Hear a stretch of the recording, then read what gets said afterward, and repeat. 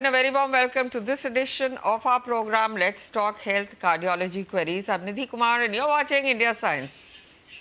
Well, India's cumulative COVID-19 vaccination coverage exceeds 196 crores today. India reported 12,781 new COVID cases. More than 2.8 lakh vaccine doses have been administered in the last 24 hours and the recovery rate currently stands at 98.61%. As COVID-19 continues to surge in the country, COVID-related queries are on the go. People are speculating about many doses and its effects also.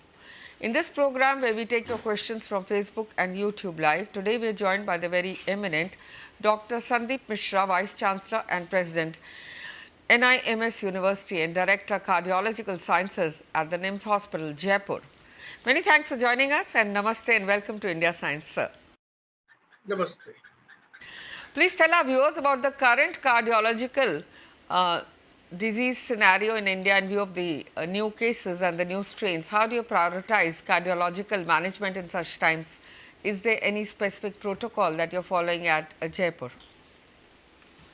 So, see, the thing is that, when this COVID pandemic is ongoing, so it puts the cardiac patients at certain risk. Particularly, what it does is that it is a virus, and the main problem is that this virus lead to an immune response. And that immune response, once it gets out of control, which what we called as the autoimmune or the autoimmune crisis, then it affects many organs, including lungs and also including heart. So in the heart, what it does is this autoimmune reaction causes irritation or inflammation, and that leads to a specific condition in the heart muscle, which is called as myocarditis. At the same time, what it can do is that the heart is supplied by certain blood vessels, which is responsible for nutrition of the heart. Those blood vessels also get inflamed, and that can lead to development of problems like heart attack and acute coronary syndrome. And so these are some of the things. Finally, what can happen is that this irritation of the muscle and irritation of the other parts can lead to formation of clot and can lead to a situation called as pulmonary embolism. So these are some of the things that can commonly occur due to COVID affecting the heart or cardiovascular system.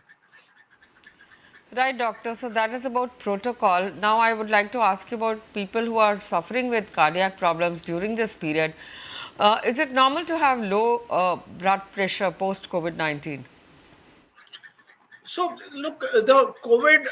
Let me explain a little bit so that everybody will understand what COVID does to heart. Number one, as I said, it is initially a viremia. So virus can affect different parts of the body. Typically, the virus is located in the upper respiratory tract, in the buccal mucosa, and in the throat part. But it sometimes, when it gets severe, then it can affect various organs, and it can cause viremia, and that can affect heart. That is number one. But that is, remember, very uncommon. That viremia of a lot of viremia that can affect heart, that is very, very uncommon. What commonly happens is once the viremia subsides, the body responds to this virus by producing immune cells, and there is a cellular and a humoral immune response against the virus. And this immune response can lead to a crisis where a lot of immune cells and a lot of immunity and inflammatory products are produced, and those products can cause harm to not only heart but other organs, as I already discussed, like lungs and the kidney. Now, this is a common time when this viral is most destructive, or the response against the virus is most destructive, and it causes a lot of problems. But there is a third phase also. After this immune response has also subsided or abated to a great extent, and that is known as a long COVID or post-COVID situation. Here, what happens is most of the inflammatory response, most of the response comes down, but still some smoldering inflammatory response persists, and that can affect the blood vessels supplying the heart and other organs, and that can, after the COVID gets treated, also after even months after that or weeks after that, can affect the blood vessels and cause heart attacks. Likewise, this kind of slow moldering infection can even cause myocarditis. Now, cause of low blood pressure in this COVID situation can be many. Number one, it can be once somebody develops heart attack, then lot of myocardium gets jeopardized, and then blood, as you know, is a pump. So blood is unable to pump enough blood because a lot of it gets affected by heart attack, and therefore there can be lead to fall in blood pressure. The other thing that can happen is that because this whether virus does it or whether the immune response to virus, it affects the muscle of the heart. And as you know, that muscle is the one which pumps blood. So once the muscles get affected primarily, then again it causes myocarditis and can lead to heart failure, and then again blood pressure can drop. But commonly what COVID does is, after COVID has been treated and after person is declared COVID negative, is that it can affect the autonomic nervous system affecting and heart, and it can cause tachycardia, which is very common in post-COVID patients or long COVID disease. A lot of patients will have just increase in heart rate and nothing else. And they don't know what has happened. They just say that we had COVID, we got treated, but heart rate is high still, and it persists for a long time, maybe few months even. And that is because of this long COVID affecting autonomic nervous system of the heart. Yes, doctor. I have a question on YouTube now, and this comes from Shivam from Dehradun, and he needs to ask us that he has to undergo a heart surgery, but he has not taken his booster jab. So is it safe for him to take the vaccine after the surgery or before that? Look, when somebody is undergoing surgery, he's coming into contact with a lot of individuals. Of course, there are doctors, there are surgeons, there are anesthetists. All of them will be taking adequate precaution. But even adequate precaution cannot prevent 100% of the times this infection. Plus, he might be exposed to some other personnel also, ward boys and other lab technicians, others who may not very rigorously follow the same precautions which doctors or surgeons or anesthetists would be doing. So there will be a bit of increased risk. Finally, as I said, even after full vaccination, even after taking all the precautions, very small risk still persists.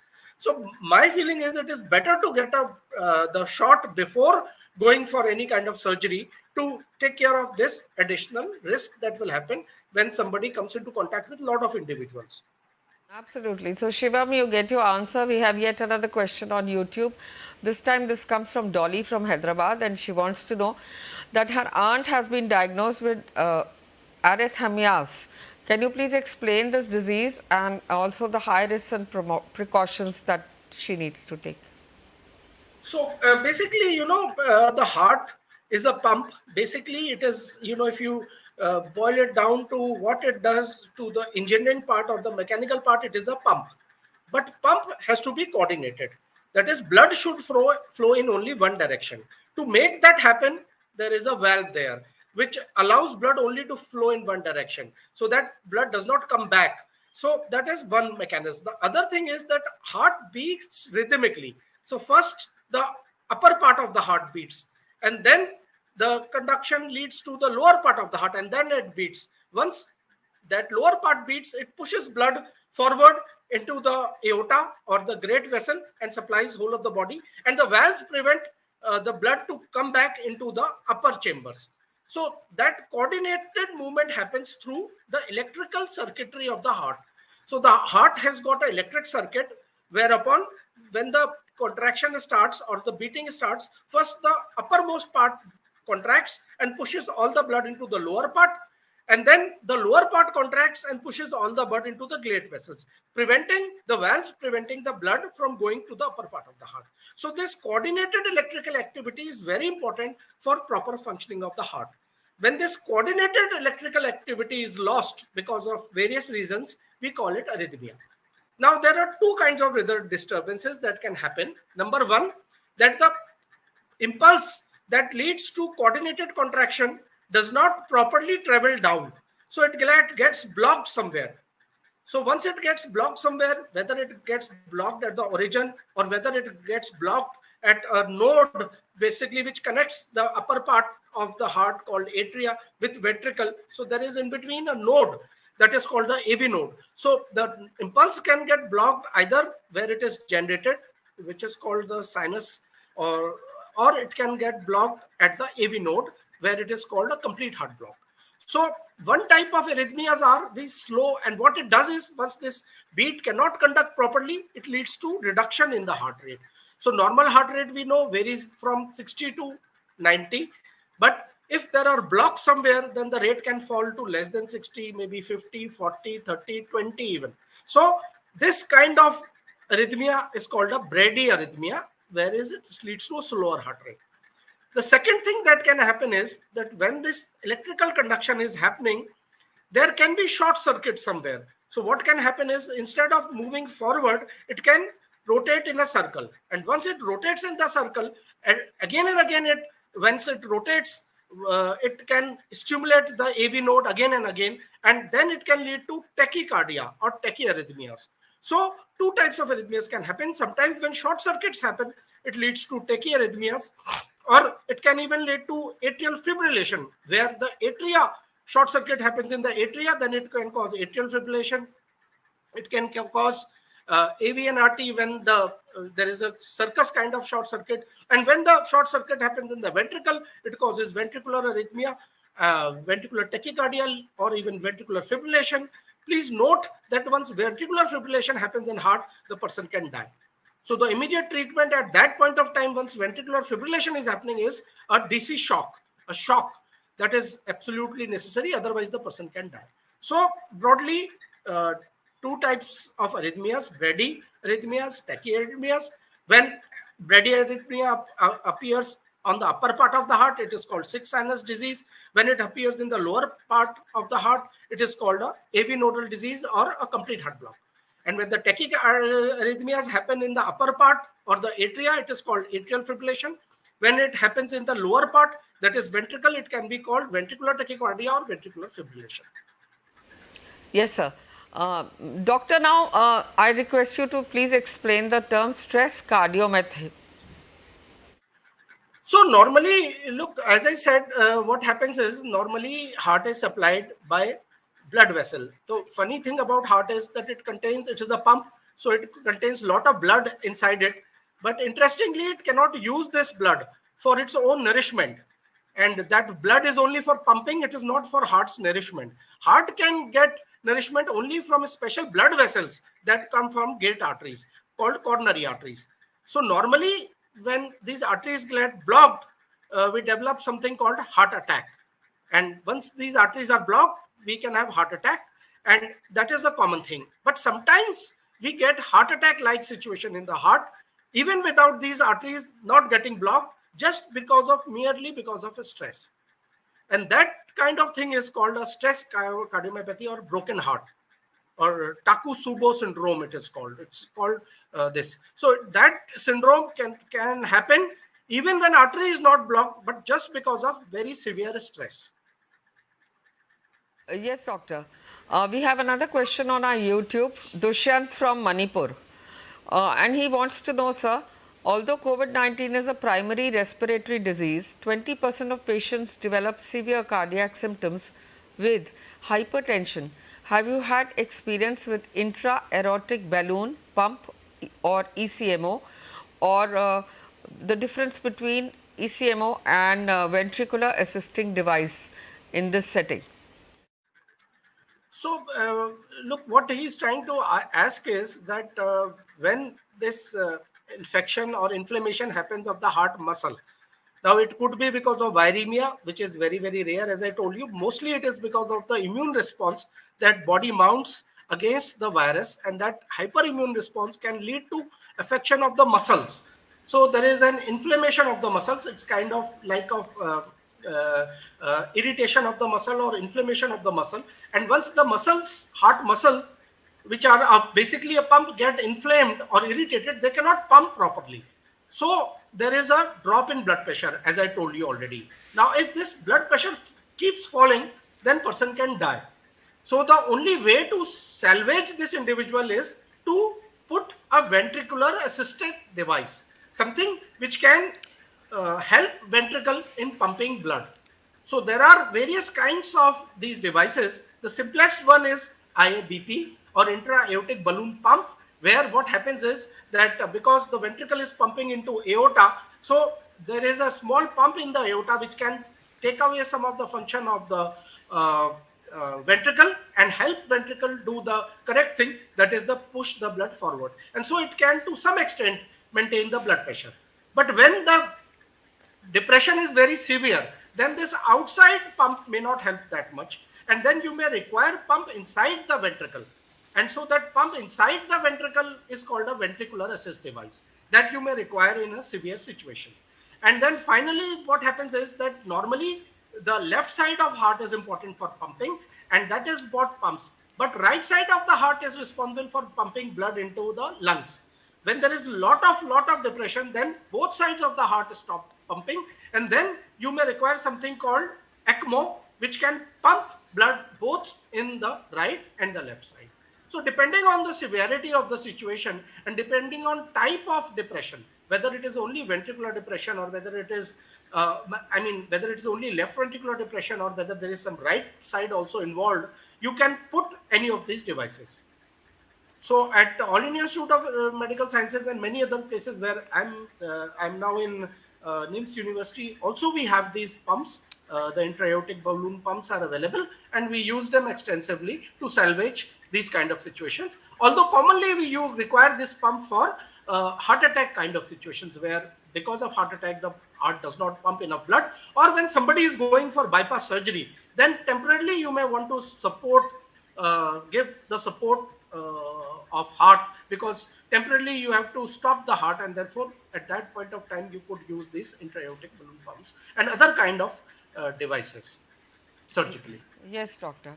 My next question is, studies suggest that cytokine storm is a serious coronavirus complication.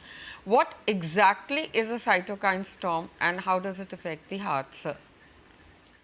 So as I told you a bit earlier, that the first stage is viremia, where virus circulates in the blood and can affect the organs. Normally, typically, that is not responsible for any complications in COVID cases. Typically, very, very rarely it can cause complications. Normally in COVID cases, this virus does not cause the problem.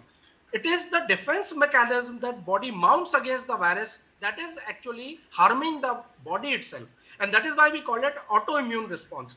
Now, it can do two types of things. One, it can give rise to inflammatory markers. So inflammation can be increased, and because of inflammation, normally what happens is when there is any infection somewhere, then typical thing is that there is an inflammation, and then blood supply to that part increases, and then lot of defense cells which can fight against that virus or bacteria go there. So inflammation is normally a defense mechanism to any kind of infection, whether it is viral infection, whether it is bacterial infection, whether it is fungal infection, whether it is any kind of infection. Inflammation is actually a defense mechanism. Likewise, once inflammation happens, a lot of cells go there which are inflammatory cells. They can be neutrophils, they can be immune cells which can give rise to humoral immunity, or it can be cell-based immunity, where cells fight against these viruses or bacteria, or some antibodies fight against these viruses and bacteria. So these are 2-3 types of defense mechanism. One is inflammation, second is cellular immunity, and third is humoral immunity, where antibodies are formed against the virus or bacteria and antibodies fight against them.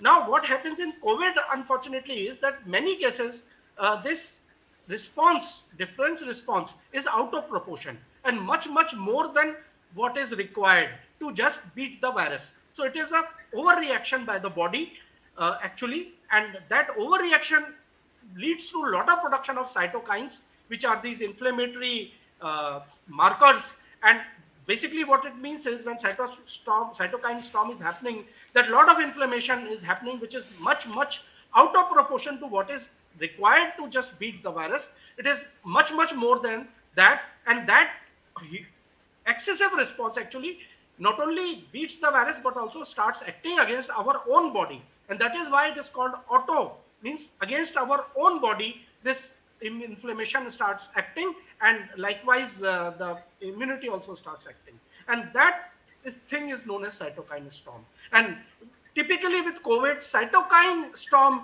is more serious complication than the actual virus. So I hope I have clarified. Absolutely. Yes, sir. What is the treatment for heart valves, diseases of heart valves? Can the heart valves get affected in old age, and how does one address this issue? So typically heart valves are involved in three conditions. One is old age condition, which is common in Western world, and it is when the age goes on, because valve, remember, closes and opens according to flow of blood, and over a period of time with age, these valves start degenerating, and then they develop degenerated valves. The other condition is that there is an infection that can happen, and that can cause rheumatic fever and rheumatic heart disease. So that is the second condition that can happen, and that can infect the valves. The third thing is a congenital heart disease. That is, the valves are defective right from the beginning, and because of defective valves, wear and tear is more common there, and that can lead to quick degeneration of the valves, and that is known as congenital heart disease. So these are typically three conditions. The treatment of the valves classically was surgery or valve replacement, or at least opening up of the valve if there is a lot of narrowing. But nowadays what has happened is that a lot of non-surgical interventional treatments are available.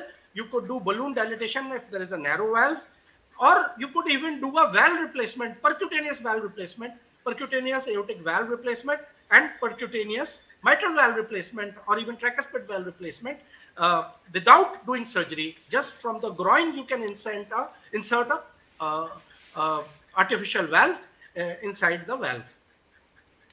Yes, doctor. You just mentioned about rheumatic heart disease.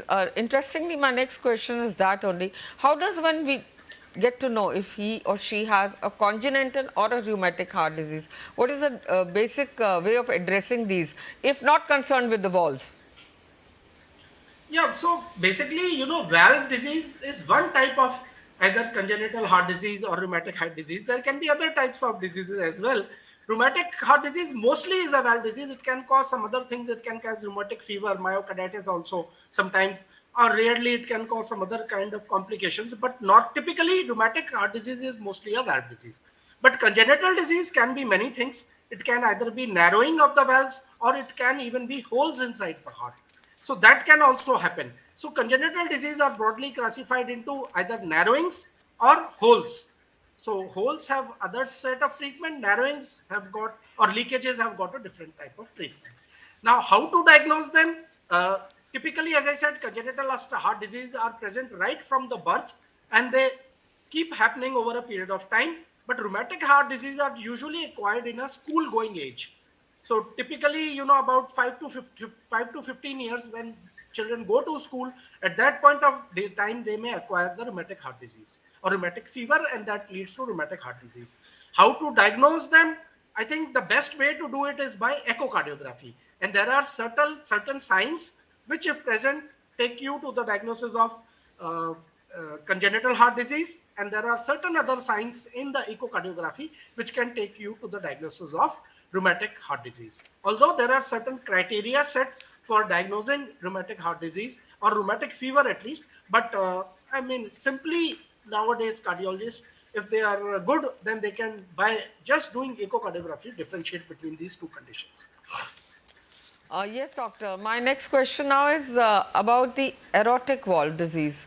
What is the treatment for this, and what exactly is this kind of disease?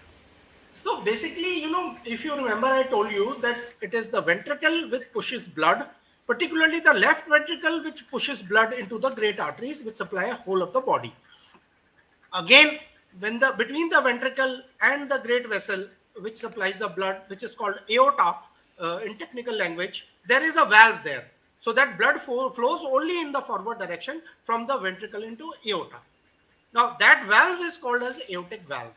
Now that valve can have two kinds of problems, or let us say three kinds of problems. Number one is that it can get narrowed, which is called aortic stenosis.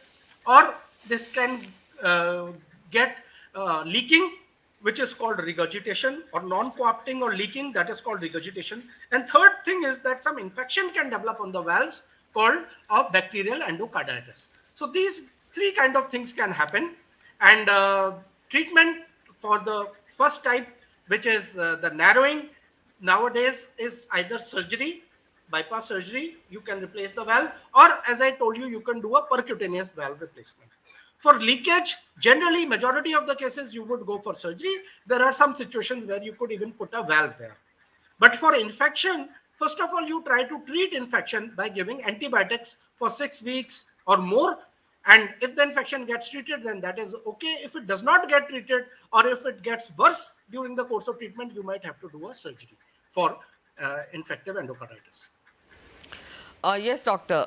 Then I'd like to again request you to please answer and explain broken heart syndrome, and does it have any kind of treatable ways to uh, undo this kind of damage of a broken heart syndrome, and where is it found generally? Why is it found?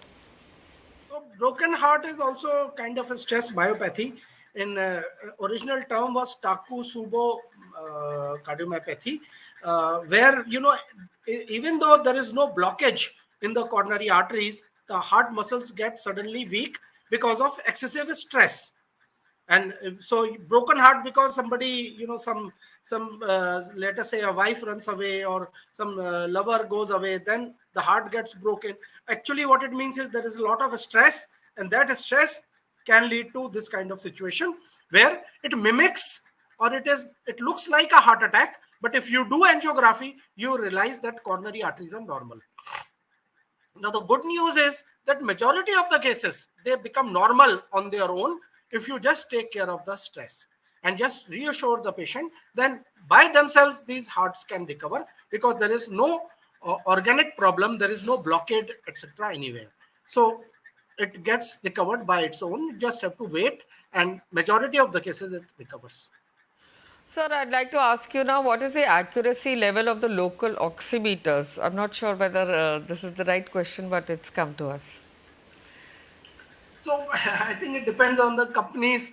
Obviously, if I manufacture some oximeter at my house, it will not be as accurate as a standard kind of oximeter. So basically, I think important thing is that there could be a variation in the values by these local oximeters, and it is important to make sure that you are using oximeter of a good company, of a standard company, and you may in between also get your oximeter calibrated by a standard oximeter and see whether it is giving a normal value. Right, But doctor. the other thing that can also happen is that properly applying the oximeter is, I think, a more common problem, where people don't properly apply the oximeter, and then it gives the fallacious readings. So you have to see that normally good oximeters have got a trace.